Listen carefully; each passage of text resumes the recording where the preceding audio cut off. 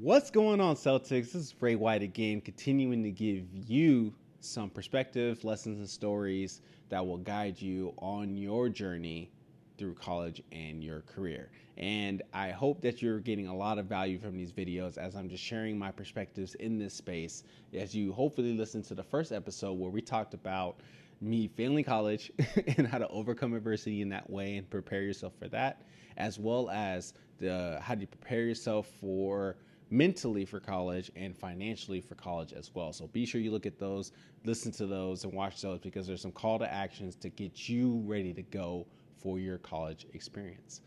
This episode, we're going to talk about packaging your story. And this is really key, especially as you're preparing to apply for scholarships and admissions for those colleges, but more particularly just in life in general. You're going to come across a time where people are going to ask you and say, hey, what's your story? Tell me about this. Tell me how you got into this experience. And actually, when you interview for careers as well in your jobs, there's going to come a time where they're going to say, tell me about this experience. And you got to be ready with it. You got to be ready with it. So I'm going to give you a framework to help you prepare for that and just the importance in why that is key and how to get your mindset and get your words right to get to that space. So in this story, this actually is not a undergrad story. This actually is as a graduate story. So I also got my master's in business administration from George Fox University. So my MBA. I recently got that degree. Super excited. Glad it's over, but I'm glad I got it. And the span between getting my bachelor's and my master's was about 5 years. So there was a 5 year gap of just working in a career, working in the world to where I decided I wanted to get this degree and continue forward with that.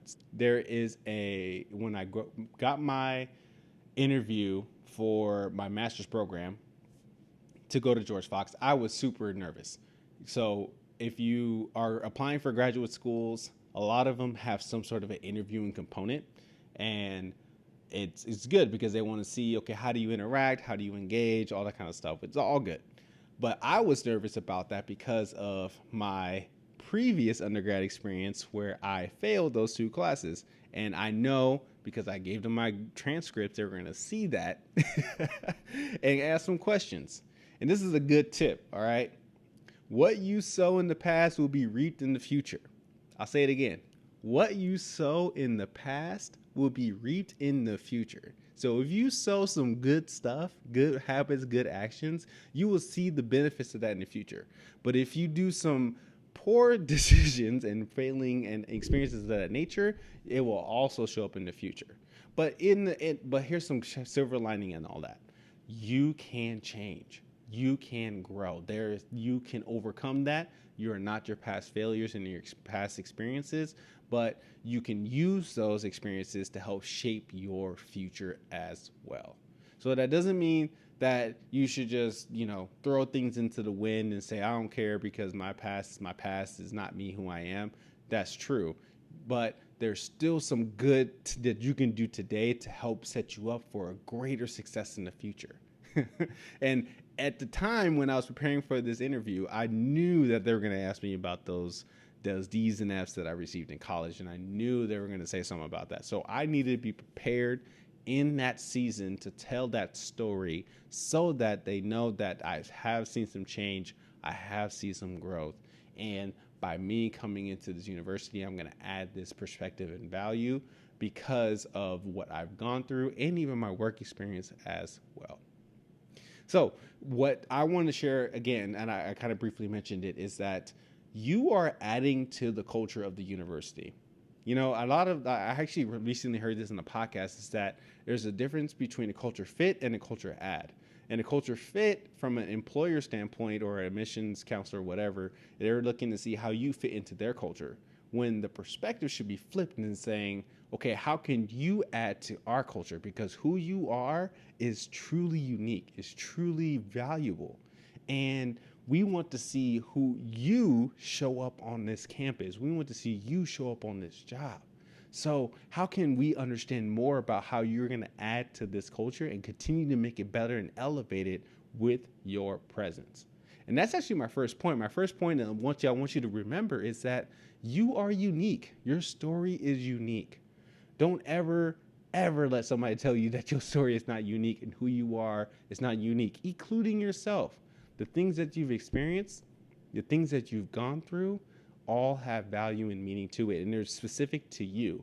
So knowing that who you are is unique and is value and special is truly important. And I know you've heard that a million times, and you're gonna hear it a million and one times because it's very, very true. Your story is unique. The second thing I want to share is that every experience has a significance. And that kind of ties to the first point that your story is unique. There's going to be something in your past or something in your life that you're going to be like, why the heck did I do that? Why did I do this particular action? For me, and this, has something to do with college and career, but I was once a MC for school assemblies, for pep rallies and assemblies and all that kind of stuff. I did that. It was fun. I had a blast doing it. But by doing that one experience, I've seen the thread of that actually into what I do today with public speaking, with my leadership, with the way that I engage people, because I feel comfortable being in a large setting and helping guide the conversation and move things forward. And I could trace it back to when I was emceeing pep rallies and assemblies from my high school back in the day. So the things that you're currently going through in high school are very significant. It may not show up today, but if you keep studying your history and your habits and the things that you go through, you see a trend and you see a thread through all those things that will make a lot of sense to who you are and what you do today.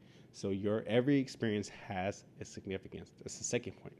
The third point is to be confident with expressing yourself. I struggle with this tremendously. Expressing yourself can be very hard. It can look many different ways. You can be looking like you're selfish. You can look like that you're over the top, or it can just be like really shy because, again, you may feel like your story is not that significant or is not that unique. But remember that through your uniqueness shows who you are. So if you are confident, be confident in who you are. Be confident that you are this person today standing here or listening or wherever you are in the world in this wild pandemic. You are in this position for a reason. You are here for a reason. And being able to sit in that and stand in that with power is tremendous. It has power. So being able to know that, okay, I am this way for a reason, and you're exploring that, but then also being confident to express that because that's the uniqueness that you bring to the world. And more particularly, that's the uniqueness that you bring to the college campus or the career that you're stepping into. So being able to recognize that you are very unique, your story is unique, that every experience has its significance, and that you should be confident in who you are to express that helps guide in how you prepare to share your story and prepare to present yourself in a way that will show how you are going to add value to that space. And I already know you already add value. You just add value. Who you are in present day, today, wherever you show up, you add value. Just because you may get a rejection letter or somebody says no to you in the moment doesn't mean that you do not add value. You already do. You are killing it. You are doing the best. All right? Want to make sure you get that point across. So, the framework. How do you package this up? If you already mentally know that this is who you are and this is your story, how do you frame it up in a way that really shows what that story or significance is prepared you to be adding value to your career, your college, what that may look like? And there's 5 different areas, right? I'm gonna try to run through this quick. You may want to hit me up later and we could talk more in depth about these different frameworks. But the 5 areas is you gotta have a situation, you gotta have a problem, you gotta have an action, you gotta have a result, and then you gotta have a lesson. All right? So the situation is the first and foremost, all right? So what's the situation that causes you to share your story? Like, what happened in the world? What happened in your life? What's the situation? Concisely articulate that. In that situation, you move to step 2. What's the problem that situation has caused? What is the thing that happened in that space that somehow you found yourself in, or that you engaged in with? What was that problem? Then the third is the action. So what did you do in that space to take action to solve that problem for that situation? All right. So that's the third thing to think about. What is that action that you took specifically? And then by you taking that action, we move to number 4. What's the result of that action? And we would hope that this is a positive result because, again, you are showcasing how you are taking this particular action, particular step. So through your result, what is the action that solved the problem in that particular situation? Which leads to the last thing, and this is my favorite part of all, is the lesson of it all. It's one thing to go through everything, but it's another when you learn from it, because then you're able to pick up pieces and make sure that that situation and that problem doesn't happen again. Or more particularly, if you run into a situation or run to a problem in the future, you can recall on this time and say, okay, I went through this before and I learned from it. How do I apply that same lesson into a new framework or a new context, but still use the same framework and still hopefully achieve a result in a better or a quicker time, or even mitigate the result entirely?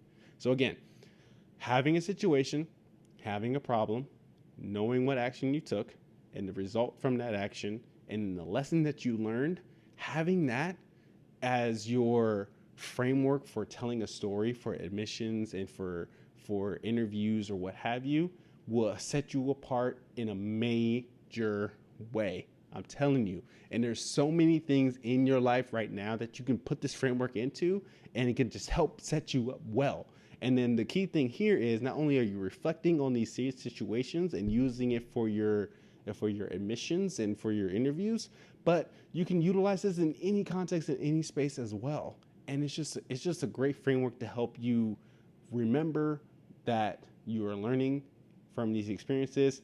All these experiences are significant, and they can share more and more about yourself and how to set you up for success down the road. So I went through that pretty quickly, but I just wanted to make sure that you got that out the way, that you know, as you are setting yourselves up for interviewing or preparing for college and admissions and package your story, that you use that framework to help set you up for that. And again, reach out to me if you want to talk more about that, because I think it's going to set you up. You're going to be doing great in these interviews moving forward. So my final thought for you is I want to go back to what I stated as a reminder for you when you talk about packaging your story, is that every experience has significance. All the stuff that you've gone through so far, everything that you went through, whether it's mundane or extraordinary, has some sort of significance to it. And it's up to you to dig into it, to figure out, why was that significant? What lesson can I pull from it? And how can I use that lesson to help shape not only my life, but also others' lives as well? All right.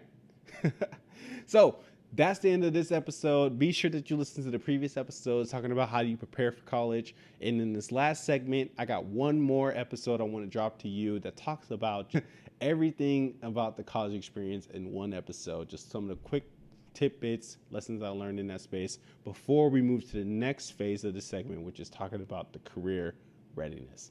All right. Thanks so much for listening. I'll catch you in the next episode.